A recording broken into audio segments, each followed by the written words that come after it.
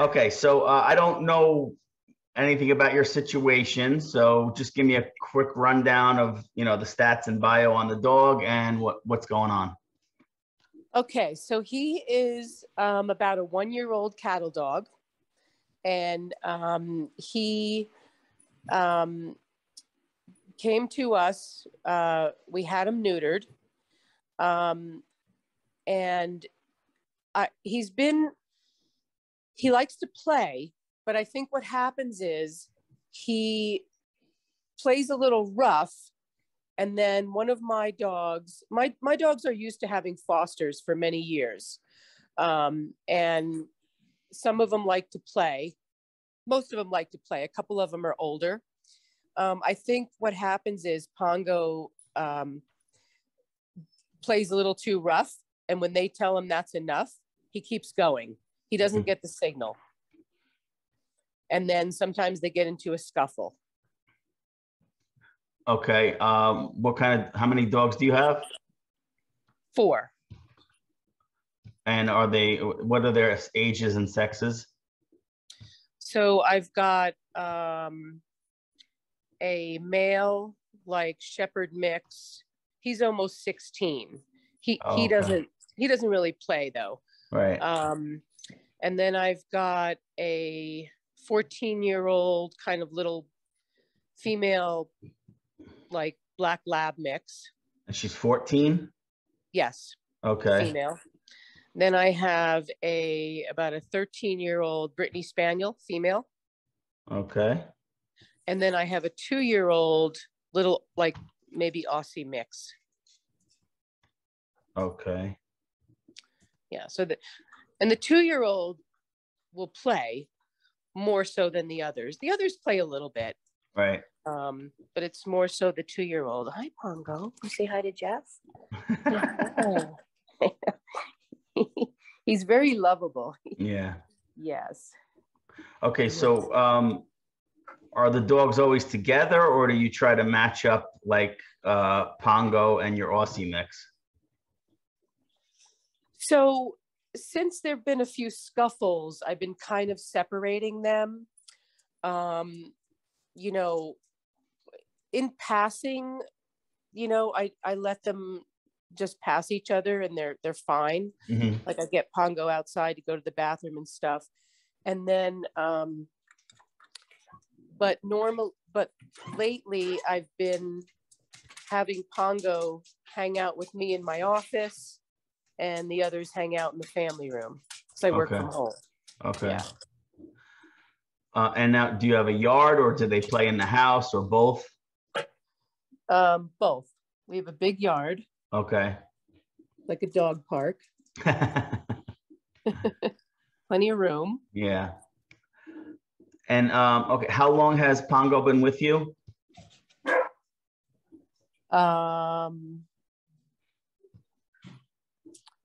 He has been with me over a month, probably 2 months. Okay. Just about almost 2 months. When was he neutered? He was neutered about 3.5 weeks ago. Okay. Did his escalation in behavior, was it present prior to neuter? Yes. Okay. All right. Good. Well, not good, but okay. Right. Good to know. Yeah. Well, sometimes post-neuter can cause some imbalances. So, all right. So I guess first and foremost, I guess we'll state the obvious. And again, I can't tell you how to, navigate your home environment. A puppy healer with geriatric dogs is a bad match. I know. It's a bad match unless he was receiving their communications, which it doesn't sound like he is. Not really, no. Yeah. So and that could be, partly your dogs aren't really, they're not really doing what they need to do because they can't physically. right? Right. You know, I mean, if you know, for instance, let's say your shepherd was 6 years old and not 16 years old, Right. and you know, he was really balanced, you know, he might just pin Pongo and that's it, it's over. Pongo would understand what he meant. Right. You know, same thing with your female lab mix. I mean, she's geriatric. Right. You know, so again, one thing with these Zooms, and I say this often, is it's hard to offer specificity when I'm giving advice because I don't know the dogs. Right. So I have to be a little general at times. So I apologize if anything I say is a little superficial, but obviously the resident dogs, your personal pets, come first, right? So their well-being and their quality of life takes precedent, in my opinion, over Pongo. Mm-hmm. Right? You know, you're fostering Pongo, right? Right. Yeah. So you know, your job is to, you know, expose him to domestic life, give him, you know, provide and satisfy his daily needs, keep him safe, and, you know, teach him a few things to make him more adoptable. Is that fair to say? Yes, that's true. So, you know, so when and, you know, and I've been training for a long time, and I've been in rescue for 20 years as well. You know, and even with people that have fostered for my work, my rescue, it's hard for us to separate our emotions that we feel for the dogs we're fostering, because let's face it, we fall in love with them, right? We have a job to do, right? Yes. You know, so from a behavior standpoint, especially when people have a yard, I like to have a clear delineation between outside is play, inside is a calm place. Mm-hmm. You know, so, and again, you have, you know, 3 geriatrics and a 2-year-old. So you're in, without Pongo, your home was probably pretty calm inside. Yeah. So you add a wrecking ball to the equation, and Are you a wrecking ball? yeah. You are a wrecking ball. And then add to the fact, you know, wherever he came from. I mean, you know, cattle dogs, they're workers, you know, putting them into a domestic situation is challenging in the best circumstances. Right. So, you know, again, I can't tell you how to run your household, but if you might want to consider inside, no play is allowed inside at all. And the way we accomplish that is to make sure that we nip it in the bud before play escalates. Right. Especially with a cattle dog, like there's no gradual escalation of enthusiasm. Right. I'm laying down, I'm bouncing off walls. That's it. That's true for him. He flies around this house. Yeah. So, you know, and again, this is just my opinion. Does an adopter want that in their home? We don't know the answer to that. What we certainly know is that if we start creating a more calmer inside the house type of atmosphere, when he's adopted, that's kind of what they're going to inherit. And if they choose to play with their adopted dog in their house and make it a melee, that's fine. That's their choice, right? But as far as the job that we have to do is we have to kind of set him up for success on his next stop.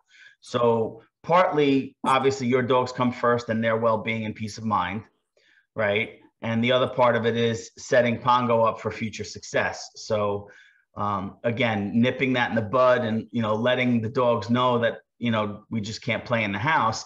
This way outside is for play, specifically for Pongo and your Aussie, because they're more of an energy match. Right. And, you know, you'd be surprised how quickly they pick up. Inside is not play, outside is play. So, you know, is that going to happen overnight? No, you've had him for 2 months now, and for 2 months he's been doing what he's doing. So there's going to be a little bit of an adjustment. Right. We did have him the first couple of weeks. We kind of had him on a leash inside the house. I try to not have the dogs play in the house. I try. Yep. So, yeah. And is he crate trained? Are you crating him at all when he's unsupervised? Yes, definitely. He sleeps in a crate at night. He's very good. Okay. Sleeps in a crate at night. And if we leave the house, we crate him. Okay. Yeah. So one thing you do need to start doing is to make sure you crate him when you're home. Is that his crate that I just saw? No, it's not. Hold on one second. Sure. So I've got a crate. I've got a crate in my office. I've got a crate in the family room. And then he sleeps in a crate upstairs in our bedroom. Okay. Yeah. So one thing that's helpful, again, just to prepare him for his adoptive home, is to make sure that you crate him when you're home and in his presence as well. What that does is that helps minimize any separation anxiety occurring, where the crate is not necessarily associated with separation from you, which, you know, or sleep or whatever. It's just another thing that happens in his life. Right. And that also comes into play for managing your environment, because like you said, you try to not let them play in the house, but it's tough. You got a puppy. I mean, you have two puppies technically, because you got I'm sure the Aussie still has a little puppy in her, right? Right. You know, so utilizing the crate as a management tool. In other words, if you're having a hard time controlling them, you know, you want to put him in the crate, and, you know, you don't want to punish him. You don't want to yell at him. Come on, buddy, let's go. You know, real positive, put him in the crate. This way you nip it in the bud before that overstimulation occurs and they start zipping around the house.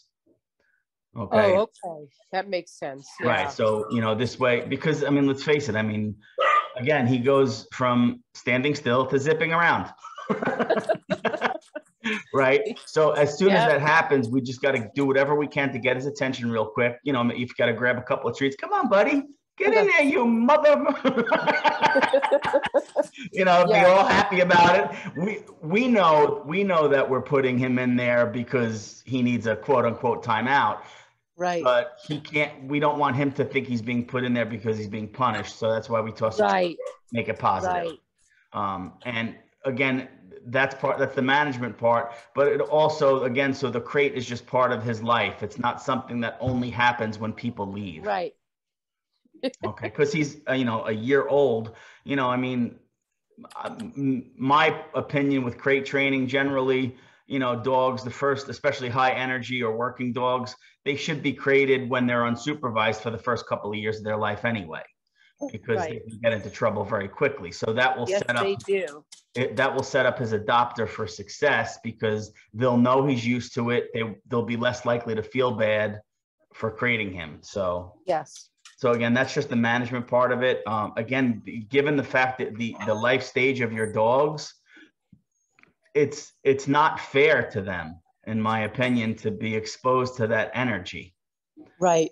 You know what I mean? So it's not really a training concept, more of, I guess, I don't know, maybe, and I'm very leader-like. I'm pretty assertive when I work with dogs, but when they hit a certain age, I turn into a big mush. You know, and I'm like, you know what? You worked long enough. It's time to relax and enjoy the rest of your life. Exactly. Yeah. So now he still needs to play. He still needs to burn out that energy. So obviously matching him up with your Aussie and having play sessions, that will help offset any additional crate time that he has. And also because you're changing the rules inside the house. So, you know, allowing them to have at it outside and, you know, tear it up like a track, you know, is also important for his emotional well-being. Right. And then do you walk him, or is he walking every day, or is he just in the yard? He's not walking every day, but I have walked him. He does well walking. Well, actually, he wants to go after other dogs on the leash. He's a little leash reactive. Mm-hmm. Yeah. You live in a busy neighborhood, or are there times when it's lower activity where you can get him on a walk a little more peacefully? Yeah. And how many caregivers are in the house that can walk him? There's 4 of us. Okay. 2 teenagers and my husband and I. Okay, good. So you have you have other handlers at your disposal. Honestly, daily walks are going to be really important for him. Okay. Just the mental aspect of traveling and sniffing and experiencing the world. You know, it's helpful for emotional balance as well. So, you know, if one person can't do it every day, maybe collectively you guys could come up with some kind of schedule. And, you know, a 15-minute walk is better than 0-minute walk. right? So if right. you're strapped for time, or the family's strapped for time, if you can squeak at least one decent walk in a day, and if you got to bring like high value treats on a walk with you, like hot dogs or something, just to keep his attention. That's a good idea. The objective would be is not just to walk, but make it a working walk. So what I mean by that is, does he know any obedience, sit, or anything? He knows sit. Okay, perfect. That's all we need to implement a working walk. And how we Pongo, Blue, come on.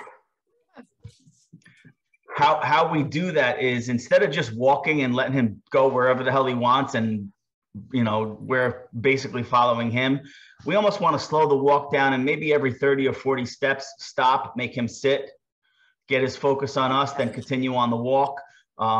So you'll, like I said, if you had 15 minutes to kill and you did a stop and sit every 30 or 40 steps, you're not going to get very far in 30 minutes, in 15 minutes, but you're going to stimulate him mentally just as much as if you ran him for 3 or 4 miles, because you're slowing his mind down, and you're shifting his focus from just powering through a walk to having to check in with you periodically. Even though we're initiating him checking in with a sit and some treats, we need to do something to get his attention on us.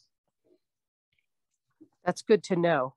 Right. So, because I mean, let's face it, who the hell do you know in a traditional domestic situation that can give a cattle dog the job that he really needs?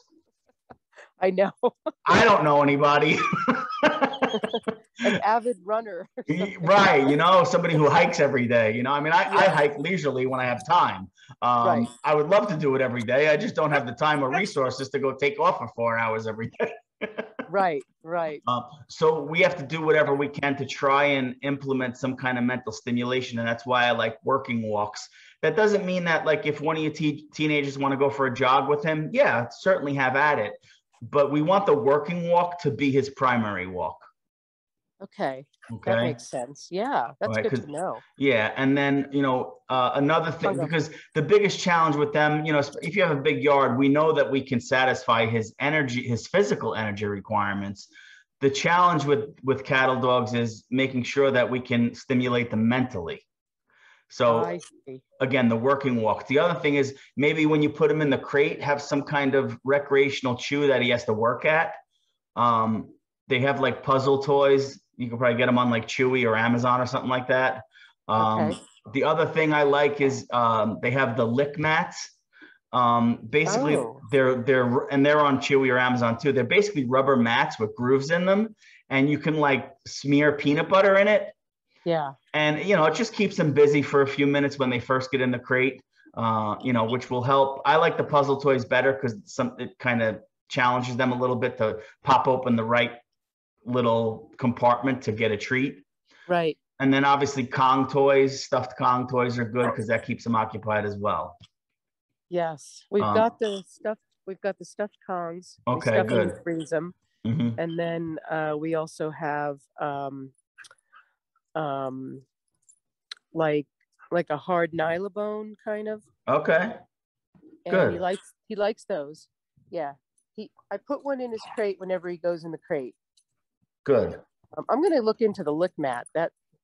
I think he'd like that. Yeah, they're pretty cool. They're just like they're like a rubbery type of material with like grooving zigzags in them and stuff. So the dogs have to kind of lick, and it's just it doesn't last long. Some dogs, they lick it right up in a few minutes.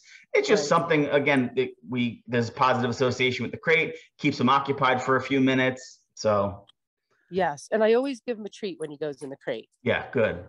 Yeah, so the only change there is you're going to be crating him more as a management tool inside the house, which is not, again, it's not so much, it's partly to manage the environment, but also to minimize separation anxiety in the future, so the crate's not just associated with separation from his humans.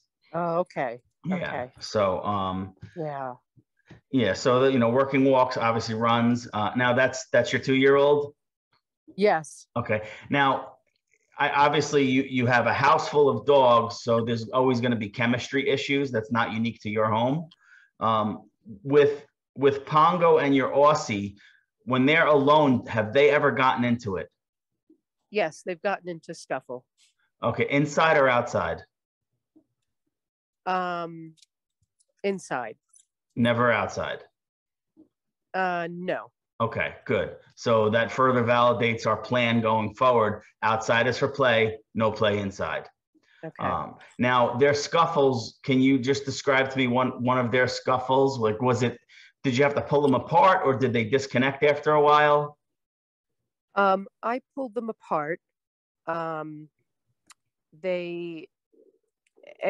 what I kind of think I'm observing is that, Tybee, leave them out here. Don't let Phoebe out right now. Go. Yeah, in a few minutes.